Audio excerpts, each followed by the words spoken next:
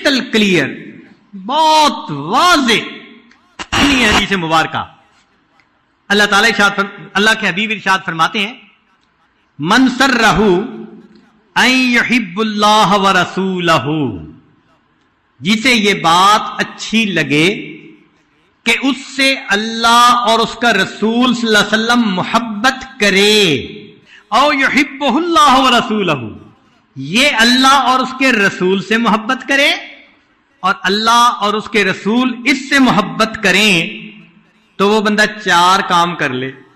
اب بتائیں کتنا واضح بتایا جا رہا ہے کہ 4 کام کرنے سے تمہارے دل میں اللہ کی محبت پیدا ہوگی اور اللہ تعالیٰ اور اس کے رسول صلی اللہ علیہ وسلم تم سے محبت کریں گے۔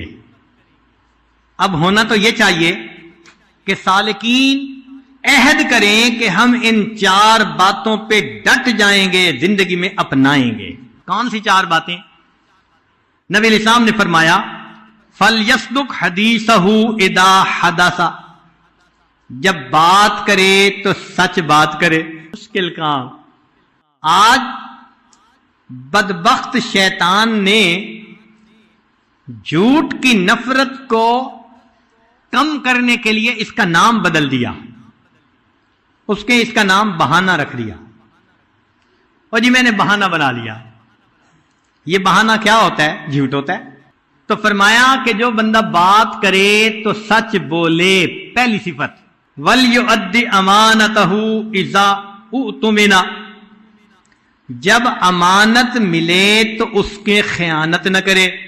آج تو امانت کو مال غنیمت کی طرح استعمال کرتے ہیں۔ کوئی مکان کرائے پر دے تو پھر حشر دیکھے اس کا ہوتا کیا ہے، استعمال کے لیے چیز دے دو تو پھر دیکھو اس کا کیا حشر ہوتا ہے۔ تو ہمارے اندر سے یہ بات نکلتی جا رہی ہے کہ امانت کیا ہوتی ہے۔ تو فرمایا کہ امانت کا خیال رکھے، یہ دوسری صفت۔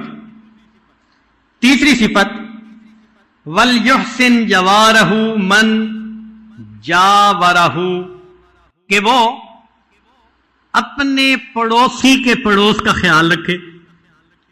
اب اللہ تعالیٰ تو پڑوسی کے بھی خیال رکھنے کا حکم فرماتے ہیں، اور آج کے سالکین اپنی بیوی کا خیال نہیں رکھتے۔ اس سے بڑا پڑوسی کون بھائی؟ جس کے ساتھ دن اور رات کے اوقات اکٹھے گزرتے ہیں۔ غصہ، ڈانٹ ڈپٹ، چھوٹی چھوٹی بات پہ موڈ، کئی دن نہیں بولنا، ایک گھر میں رہتے ہوئے اس طرح جیسے مشرق اور مغرب کی دوری ہوتی ہے ایک دوسرے کے، تو پھر اللہ تعالیٰ کی محبت کیسے نصیب ہوگی؟ اور شیطان بھی ایسا شیطان ہے کہ دوستوں کی مجلس میں بڑا رنگ رنگیلے، اور گھر پہنچتے ہیں کہتے ہیں حضرت پتہ نہیں کیا پارا چڑھ جاتا ہے، یہ آگ ہے اور شیطانیت ہے جو دماغ میں سما جاتی ہے۔ اور کیا ہے؟ جہاں محبتیں تقسیم کرنی تھیں وہاں غصے اور غیروں کی طرف ترستی ہوئی نظریں۔ تو 3 باتیں، 4 بھی نہیں 3 باتیں فرمائیں کہ جو 3 کام کرے گا اس کو اللہ اور اس کے رسول صلی اللہ علیہ وسلم کی محبت ملے گی، اور اللہ اور اس کے رسول صلی اللہ علیہ وسلم اس بندے سے محبت کریں گے۔ آج سودا کریں اللہ سے کہ مالک یہ 3 کام کرنے کا عہد کرتے ہیں دل میں، سچ بولیں گے، جھوٹ سے بچیں گے، امانت کا خیال رکھیں گے، اور تیسرا اپنے پڑوسی کو، اس سے مراد صرف گھر کا پڑوس نہیں، دفتر میں کام کرنے والا بھی تو پڑوسی ہوتا ہے، جو بھی ساتھ رہے، سفر کے اکٹھا سفر کرنے والا بھی ایک وقت کا پڑوسی۔ تو اللہ کے بندوں کے لیے رحمت بنے، اللہ کے بندوں کے لیے زحمت نہ بنے، اس طرح ہمیں اللہ تعالیٰ کی محبت نصیب ہوگی۔ پھر فرمایا کثرت ذکر، کہ اللہ تعالیٰ کی محبت ذکر کی کثرت کی بنا پر بڑھ جاتی ہے، اور واقعی جن کے دل میں محبت ہو تو اللہ تعالیٰ کے ذکر میں ان کو مزہ آتا ہے۔ حسن بصری رحمۃ اللہ علیہ فرماتے تھے تفقدوا الحلاوۃ فی 3 اشیاء، 3 چیزوں میں تم انجوائمنٹ تلاش کرو، حلاوت ڈھونڈو، تمہیں حلاوت 3 چیزوں میں ملے گی، فی ذکر، اللہ کی یاد میں، وفی قراءت القرآن، قرآن پڑھنے میں، وفی الصلاۃ، نماز پڑھنے میں، فإن وجدتموها وإلا فاعلموا أن الباب مغلق۔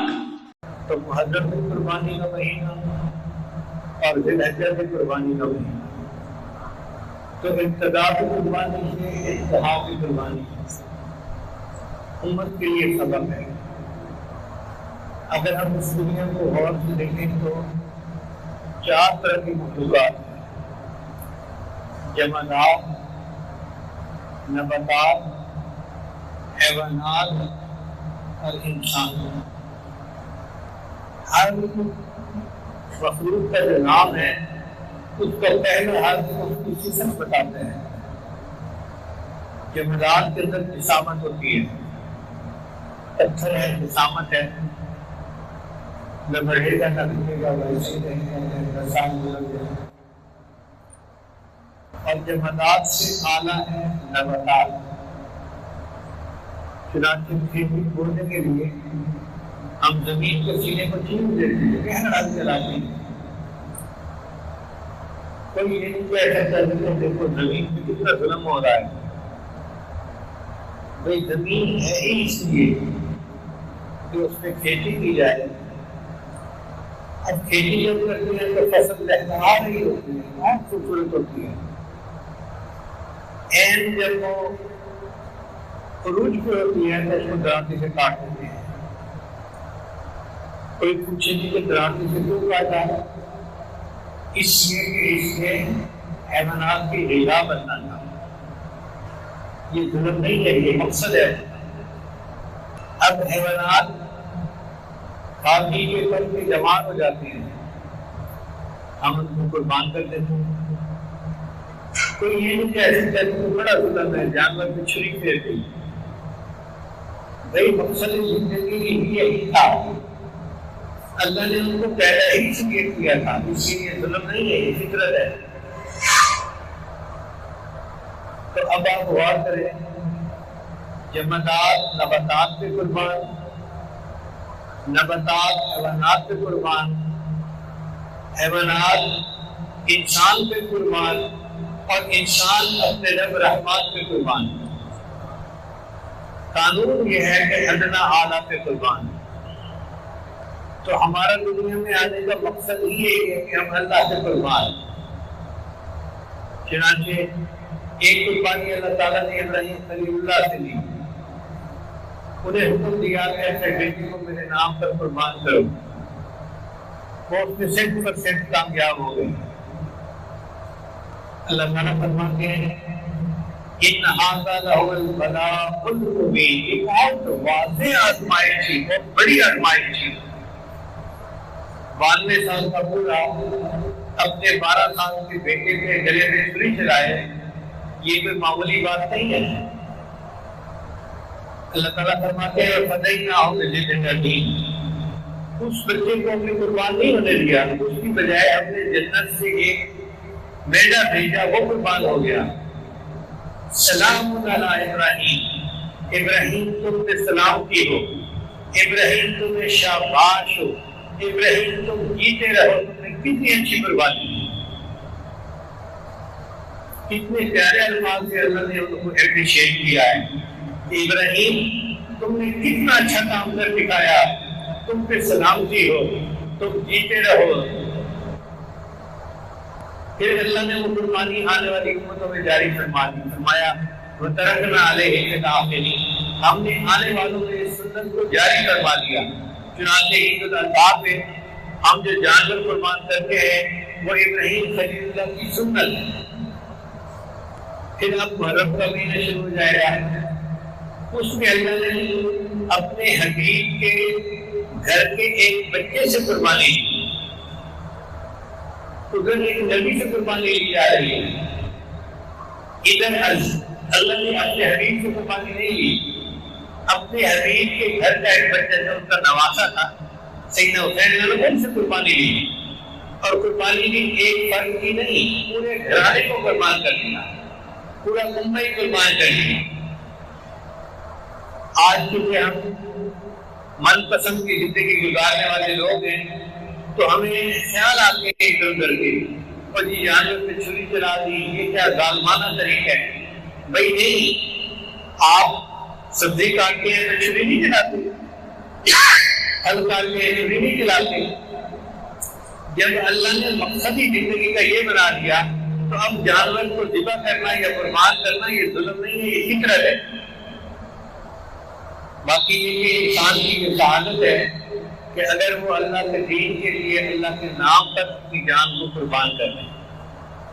حدیث مبارکہ میں آتا ہے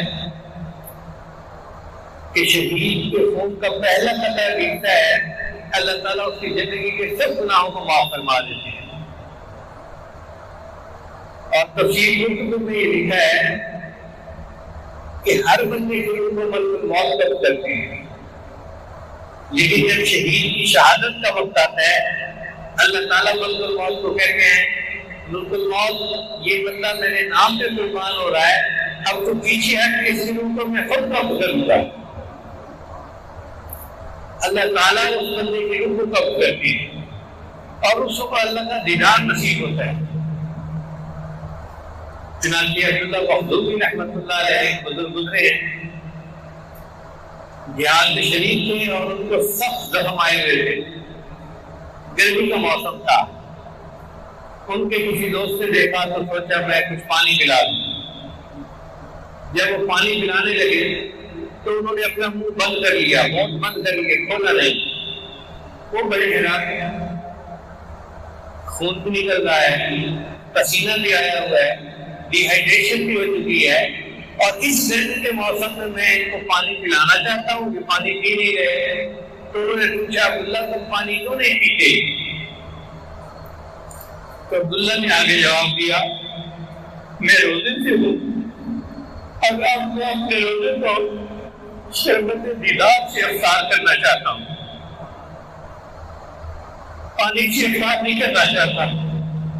مجھے شہادت ملے گی تو مجھے اللہ کا دیدار نصیب ہوگا، میں اپنے روزے کو شربت دیدار سے افطار کرنا چاہتا ہوں۔ اس لیے صحابہ کرام اللہ کے نام پہ اپنی جان دیتے تھے اور اس کو اللہ کا احسان مانتے تھے۔ جان دی ہوئی اسی کی تھی، حق تو یہ ہے کہ حق ادا نہ ہوا۔ ہمیں کیا پتا کہ اللہ تعالیٰ اس شہید کو کیا اجر عطا فرماتے ہیں۔ حدیث مبارکہ میں آتا ہے کہ اللہ تعالیٰ جنتیوں سے پوچھیں گے کہ تم نے جنت کا مزے پا لیے؟ سب کہیں گے یا اللہ ہم نے خوب مزے اٹھا لیے۔ اللہ پوچھیں گے تم میں سے کوئی واپس دنیا میں جانا چاہتا ہے؟ سب کہیں گے کہ ہم تو نہیں جانا چاہتے، ہم اس آپ کی رضا والی پسندیدہ جگہ جنت میں جو آ چکی ہم کیوں جائیں؟ ایک بندہ ہوگا کھڑا ہوگا، اللہ میں جانا چاہتا ہوں۔ اللہ پوچھیں گے تو ہے کون؟ اللہ میں شہید ہوں، اور جب دنیا میں مجھے شہید کیا گیا تھا تو جو لطف اور مزہ مجھے اس وقت آیا تھا وہ مزہ جنت میں بھی آ کے نہیں بھولا۔ میں چاہتا ہوں احیا ثم اقتل، احیا ثم اقتل، مجھے زندہ کیا جائے پھر شہید کیا جائے، پھر زندہ کیا جائے پھر شہید کیا جائے۔ اس سے آپ اندازہ لگائیں کہ شہید کو اللہ تعالیٰ کی طرف سے کیا نعمت ملتی ہے۔ یہ جنجالی فتنے کا دور ہے، اپنے دل میں تو تمنا رکھیں کہ کوئی بھی موقع آیا اور دین کی خاطر ہمیں اپنی جان دینی پڑی تو ہم اللہ کا احسان مانیں گے اور اپنی جان کا نذرانہ پیش کریں گے۔ حضرت شیخ مدی صاحب نے لکھا ہے کہ میدان احد سے ایک دن پہلے کی بات ہے، تیاری ہو رہی ہے، ایک دوست دوسرے دوست کو کہتے ہیں کل تو جہاد شروع ہو جائے گا، آؤ آج میں دعا کرتا ہوں آپ آمین کہنا، پھر آپ دعا کرنا میں آمین کہوں گا۔ چنانچہ ایک نے دعا مانگی اللہ کل میرا مقابلہ کسی بڑے قوی دشمن سے ہو، وہ مجھ سے وار کرے میں اس سے وار کروں، اللہ پھر میں ایسا وار کروں کہ اس کو تیرے راستے سے قتل کروں اور دشمن کے سرغنے کو مارنے کی اجازت مجھے نصیب ہو۔ دوسرے نے آمین کہی اور دوسرے کی باری تھی، اس سے دعا مانگی اللہ کل میرا مقابلہ بڑے کم دشمن کے ساتھ ہو، وہ مجھ پہ وار کرے میں اس پہ وار کروں، اور پھر اللہ وہ ایک ایسا وار کرے کہ مجھے تیرے راستے میں شہید کر دے، اور ایسا پھر وہ میری لاش کو غسل کر دے، مسح کر دے، میری آنکھیں نکال دے، میرے کان کاٹ دے، میرے سینے سے میرا دل نکال دے، اور میں اس حالت میں قیامت کے دن آپ کو سامنے پیش کیا جاؤں اور آپ مجھ سے پوچھیں کہ میرے بندے تو کس حال میں میرے سامنے آیا ہے، تو میں کہوں کہ اللہ میں اپنی جان کا نذرانہ آپ کے نام پہ پیش کر کے آیا۔ وہ صحابی کہتے تھے کہ جیسے تو آپ مانگی گئی وہ دعا کسی طرح ثابت ہوئی، مگر میں نے دشمن کے سرغنے کو قتل تو کیا، اور آج میں افسوس کر رہا ہوں کہ میرے دوست کی دعا میری دعا سے زیادہ بہتر تھی۔ تو وہ چاہتے تھے کہ اللہ کے نام پہ اگر ان کا موقع بھی کوئی کر دیتا ہے تو کرے، اللہ ہمیں قبول فرما لے۔ یہ سونا میرے دکھ میں ڈرا دی جن میں سکھ نو چولہے ڈاواں، اگر میرا یار میرے دکھ سے راضی ہے تو میں سکھوں کو چولہے میں ڈالنے کے لیے تیار ہوں۔ تو اس لیے ذی الحجہ اور محرم یہ ہمیں قربانی کی یاد دلاتے ہیں۔ علامہ اقبال نے کہا تھے ہمیں ایک تیرے مارتا آراؤں میں، تھے ہمیں ایک تیرے مارتا آراؤں میں، خشکیوں میں کبھی لڑتے کبھی دریاؤں میں، دی اذانے کبھی یورپ کے کلیساؤں میں، کبھی افریقہ کے تپتے ہوئے صحراؤں میں، شان آنکھوں میں نچتی تھی جہانداروں کی، کلمہ پڑھتے تھے ہم چھاؤں میں تلواروں کی چھاؤں میں کلمہ پڑھنا یہ مومن کی شان رہی ہے۔ اس لیے کہتے ہیں شہادت ہے مطلوب و مقصود مومن، نہ مال غنیمت نہ کشور کشائی۔ علامہ اقبال نے پوری صورتحال کو ایک شعر کے اندر سمیٹ دیا، فرماتے ہیں غریب و سادہ و رنگین ہے داستان حرم۔ غریب کا مطلب ہوتا ہے جو ون بلین ہو، بہت شان، تو یہ داستان بہت انوکھی ہے، سادہ ہے، رنگین سے مراد خون سے رنگین ہے۔ غریب و سادہ و رنگین ہے داستان حرم، نہایت اس کی حسین ابتدا ہے اسماعیل، انتہا اس کی سیدنا حسین پر آ کر ہوئی اور ابتدا اس کی سیدنا اسماعیل علیہ السلام سے ہوئی۔ غریب و سادہ و رنگین ہے داستان حرم، نہایت اس کی حسین ابتدا ہے اسماعیل۔